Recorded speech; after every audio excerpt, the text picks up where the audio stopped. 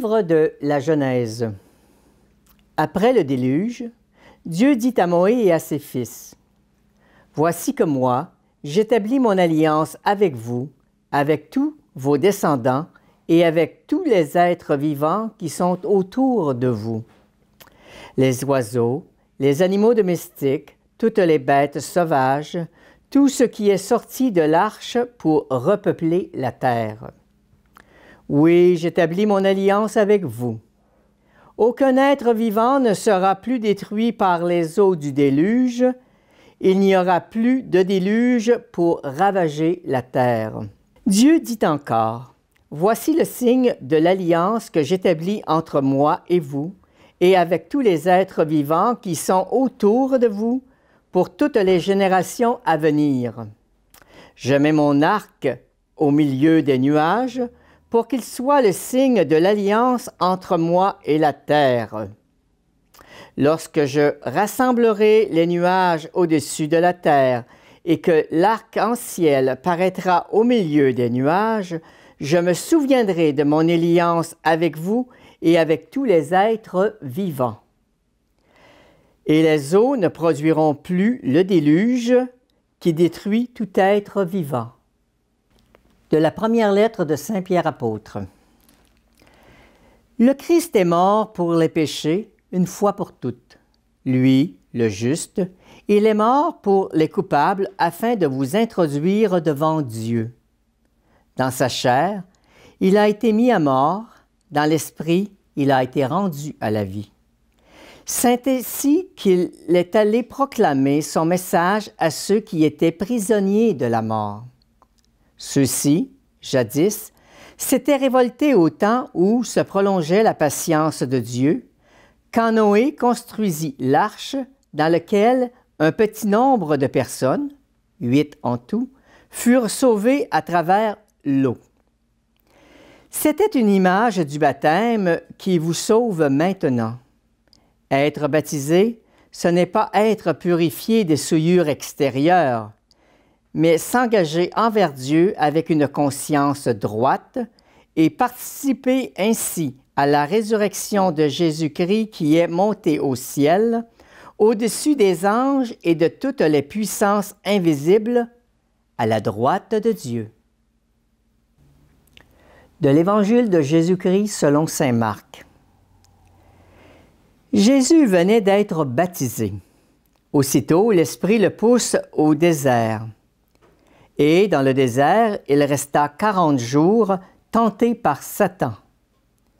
Il vivait parmi les bêtes sauvages, et les anges le servaient. Après l'arrestation de Jean-Baptiste, Jésus partit pour la Galilée proclamer la bonne nouvelle de Dieu. Il disait, « Les temps sont accomplis, le règne de Dieu est tout proche, convertissez-vous et croyez à la bonne nouvelle. »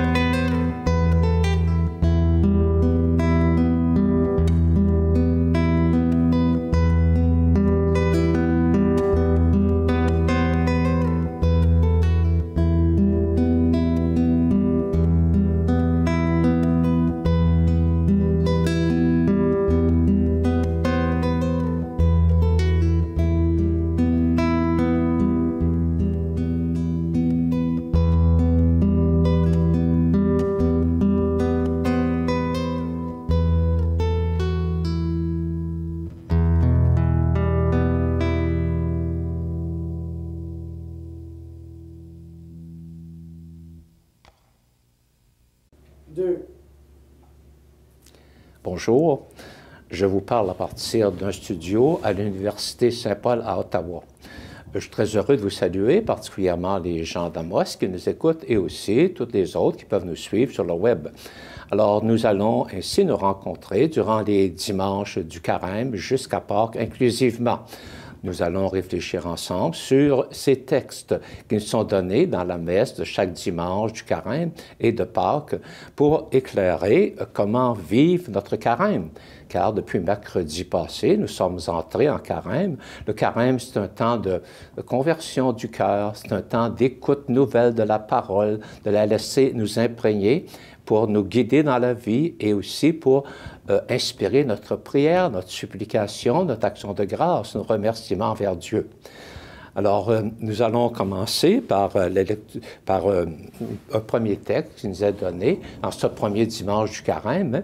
Ce texte est extrait du livre de la Genèse. Le livre de la Genèse, c'est le premier des livres de la Bible. Hein? Et ici, on est au chapitre 9. Mais avant ça, donc, il y a eu le récit de la création de tout l'univers, de tous les humains aussi, avec Adam et Ève. Hein?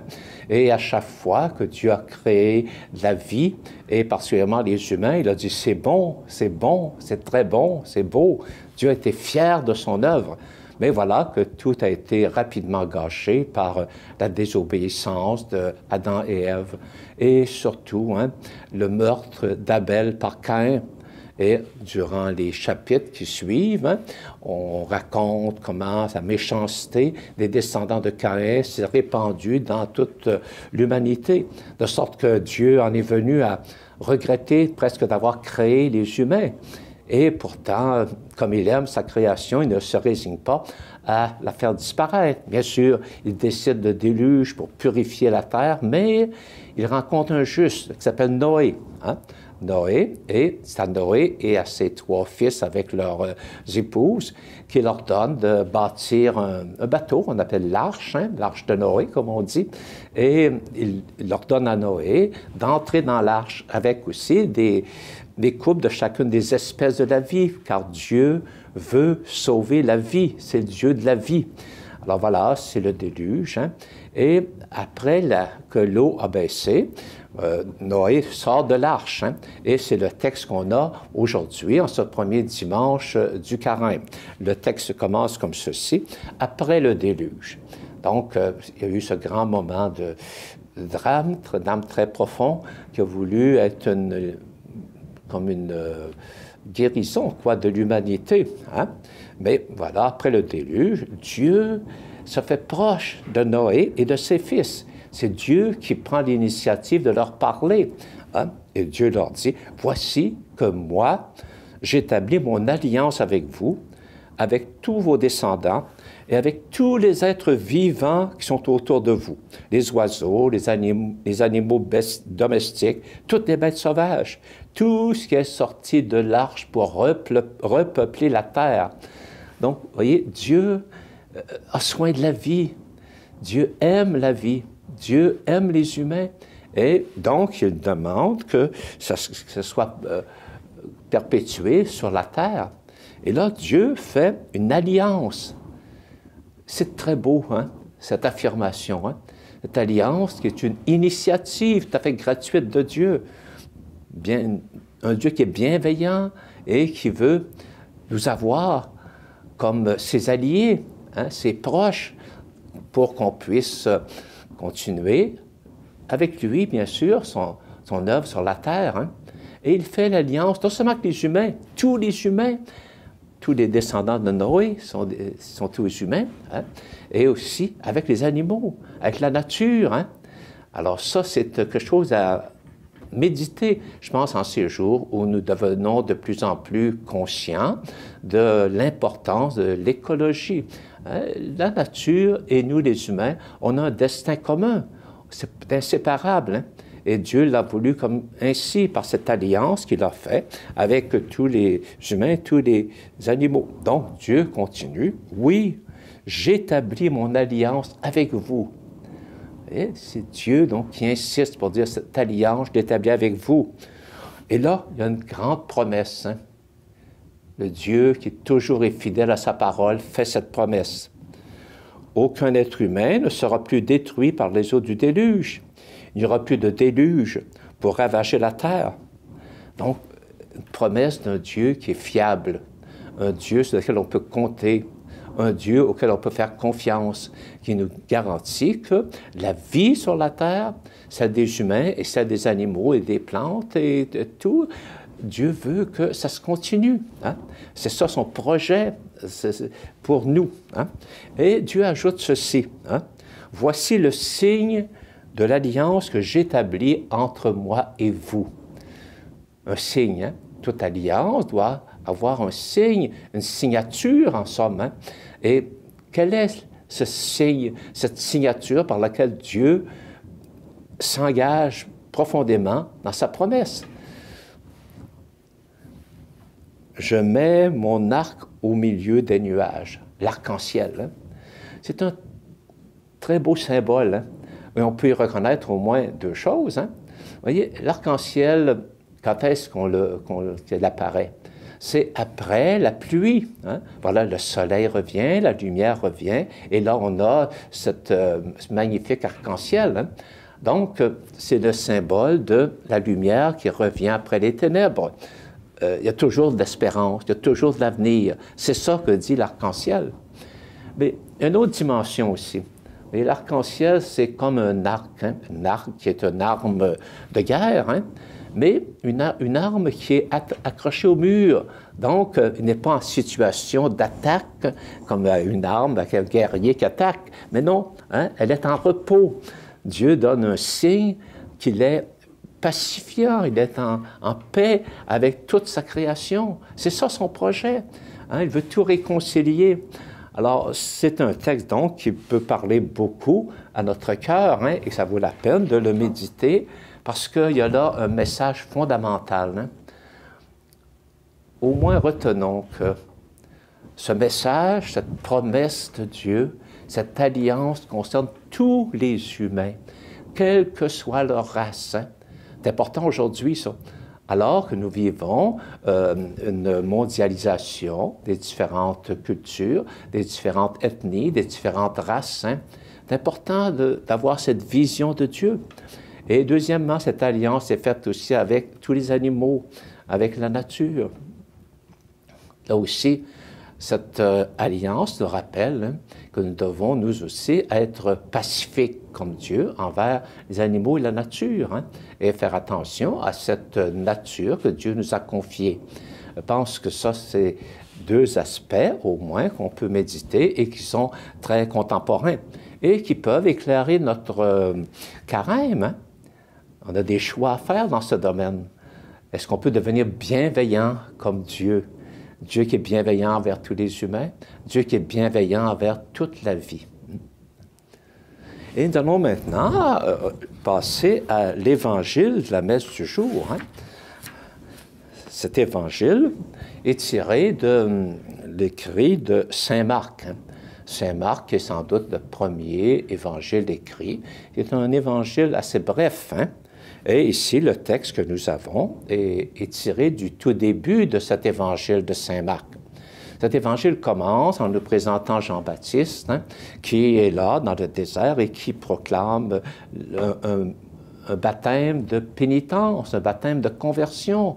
Il appelait les gens à changer leur vie, à renoncer à leur situation de pécheur, à leurs choix qui ne sont pas corrects dans leur vie, qui font mal aux autres, qui font mal à la nature, pour vraiment grandir intérieurement dans leur cœur. Et voilà que Jésus lui-même vient se faire baptiser par Jean. C'est comme ça que commence l'extrait qu'on a aujourd'hui. Jésus venait d'être baptisé. C'est important de méditer cela, alors que le carême concerne notre préparation à Pâques. Pâques est la nuit où on renouvelle les promesses et les engagements de notre baptême.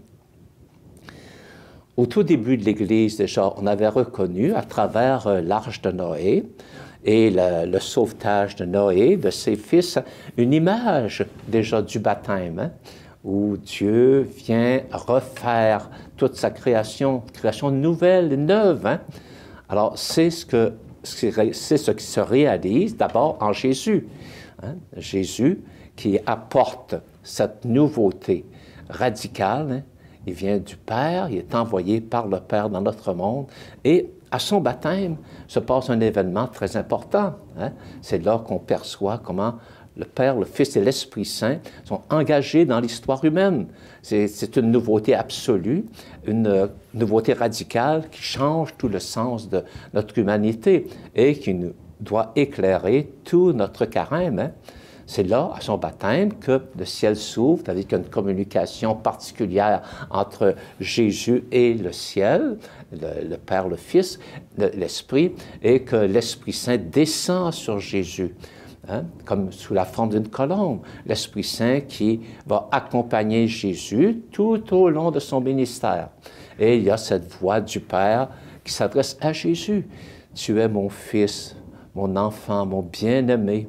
En toi, j'investis toute ma tendresse. » C'est très important d'entendre cette parole pour nous rappeler qu'est-ce qui s'est passé à notre baptême, à mon baptême.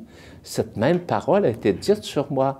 Elle a été comme incrustée, gravée, tatouée dans mon cœur, comme une promesse de Dieu. « Tu es mon enfant bien-aimé. » Est-ce qu'on l'écoute, cette parole? Est-ce qu'on la laisse pénétrer en nous? Ce qui est très curieux, c'est qu'on dit ici que aussitôt après son baptême, aussitôt, tout de suite, l'Esprit pousse comme violemment Jésus au désert. Ce thème du désert est très, très important dans la Bible. Hein? On le rencontre très souvent.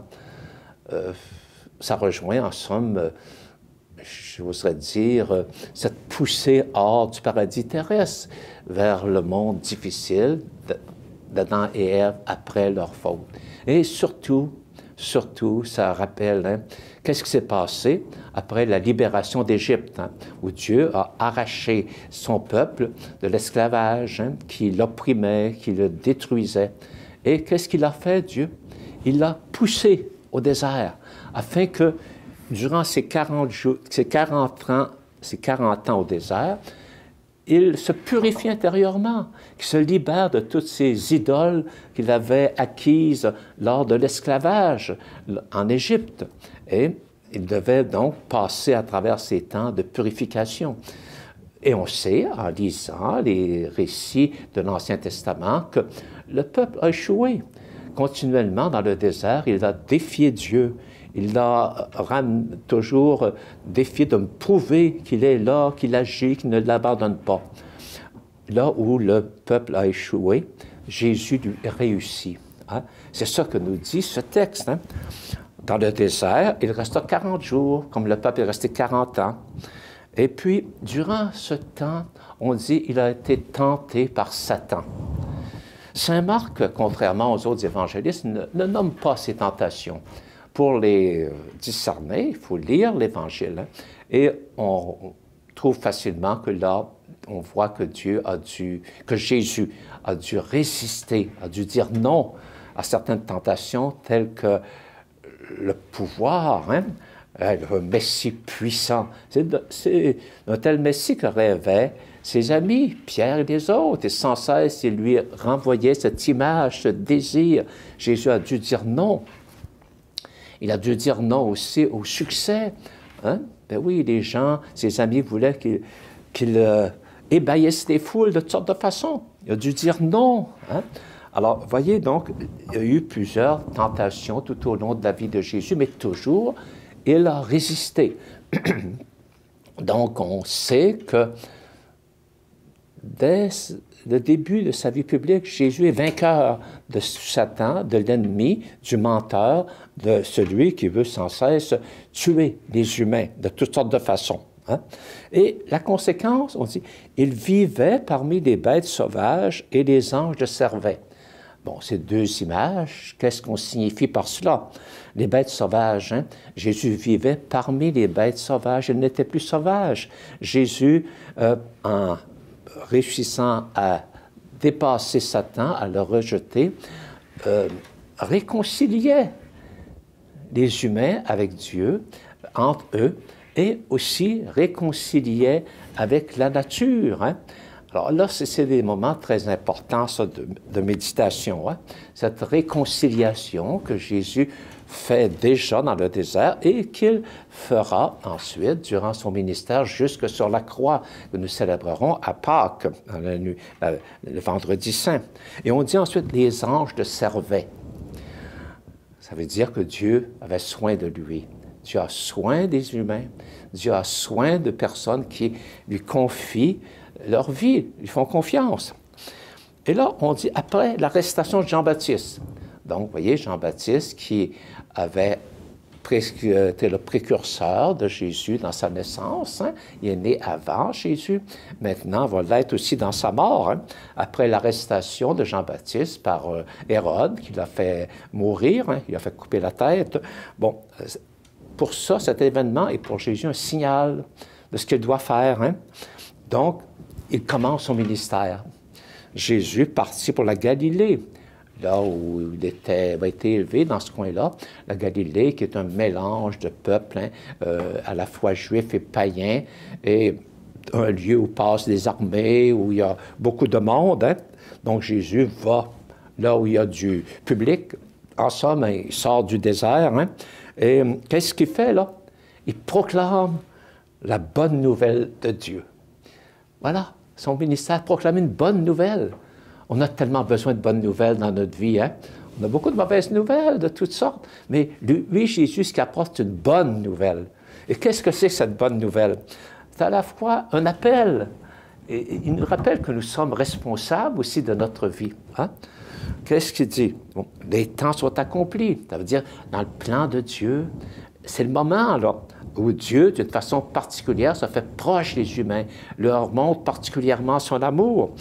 Et la conséquence, convertissez-vous. Ça veut dire, réorientez votre vie. Quel appel important. Réorientez votre vie. Hein? Bon. Et comment? En croyant à cette bonne nouvelle. Cette bonne nouvelle, c'est que Dieu nous aime. C'est que Dieu il a une promesse envers nous, une alliance envers nous, puis il est fidèle à cette alliance. Et Jésus ira jusqu'à la croix, qu'on célébrera durant le mystère pascal, pour bien nous montrer que Dieu est fidèle jusqu'au bout. Son amour jamais ne nous abandonne. Donc, vous voyez, en ce premier dimanche du carême, déjà, on a un très fort message hein, de conversion, d'appel personnel. Dans la deuxième lecture, Saint Pierre reprend cela en l'appliquant. Hein. Oui, la première lecture, c'est une lettre de Saint Pierre, mais qui est en fait, semble-t-il, une homélie pour le baptême. Hein. Il explique qu'est-ce que c'est que le baptême. Alors là, il parle d'abord du Christ Jésus, qui est mort pour nos péchés, une fois pour toutes. Lui, le juste, il est mort pour les coupables, afin de vous introduire devant Dieu. Donc, Pierre présente Jésus comme celui qui avait été prophétisé, annoncé, hein, ce serviteur souffrant qui donnerait sa vie pour la multitude afin de les arracher de la destruction et de les faire vivre en abondance. Hein. Et donc, Jésus, il meurt pour les péchés et ensuite, il ressuscite hein, pour vous introduire à Dieu. Vous. Alors, ça veut dire nous, introduire devant Dieu. Hein. C'est ça, ça nous concerne. Hein? Et là, Saint Pierre explique ça. Dans sa chair, il a été mis à mort. En l'esprit, il a été rendu à la vie. Donc, vous voyez, il est mort, il est ressuscité. Et là, il fait une allusion à Noé. Hein? Il dit que Jésus ressuscité, il est ressuscité pour tous les humains. Il a même été évangélisé ceux qui, dans le temps de Noé, avaient refusé d'écouter Noé. Il ne les a pas abandonnés. Au contraire, il est allé vers eux. Et ça, il l'a fait pour nous maintenant à travers le baptême. Hein? Le baptême qui n'est pas tout simplement une purification extérieure, mais qui est un engagement envers Dieu. Peut-être qu'on oublie ça, on a été baptisé enfant. Hein? Le baptême, c'est un engagement envers Dieu, une promesse qu'on a faite à Dieu, hein, qu'on va lui appartenir en Jésus. Et donc, on doit le vivre, cette promesse, avec une conscience droite, comme il dit, afin de notre tour participer à la résurrection avec Jésus. Alors voilà un peu un message de premier dimanche du Carême qui déjà nous oriente vers Pâques. Je vous souhaite donc une très bonne journée. Au revoir.